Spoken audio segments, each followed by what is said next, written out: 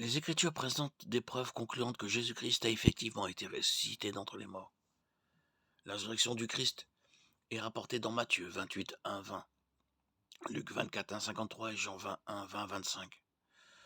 Le Christ ressuscité apparaît également dans le livre des Actes 1, 1, 11.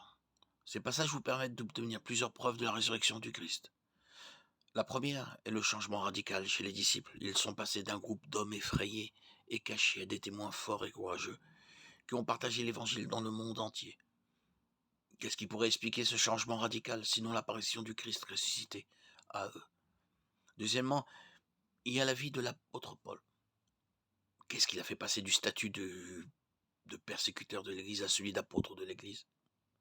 C'est lorsque le Christ ressuscité lui est apparu sur la route de Damas, Acte 9, 1, 6. Enfin, une troisième preuve convaincante est le tombeau vide. Si le Christ n'était pas ressuscité, alors où est son corps? Les disciples et d'autres ont vu le tombeau où il avait été enterré. Lorsqu'ils sont revenus, son corps n'y était plus. Les anges ont déclaré qu'il était ressuscité des morts comme il l'avait promis. Une preuve supplémentaire de sa résurrection est bien sûr le nombre de personnes auxquelles il est apparu. Matthieu 28, 5, 9, 1 Corinthiens 15, 5, 7, Jean 20, 19.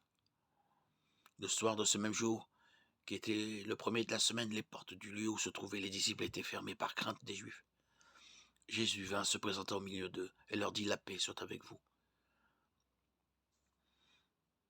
Il est apparu à Céphas, puis aux 12. Il est apparu ensuite à plus de 500 frères à la fois, dont la plupart sont encore en vie, mais quelques-uns sont morts. Il est apparu ensuite à Jacques, puis à tous les apôtres.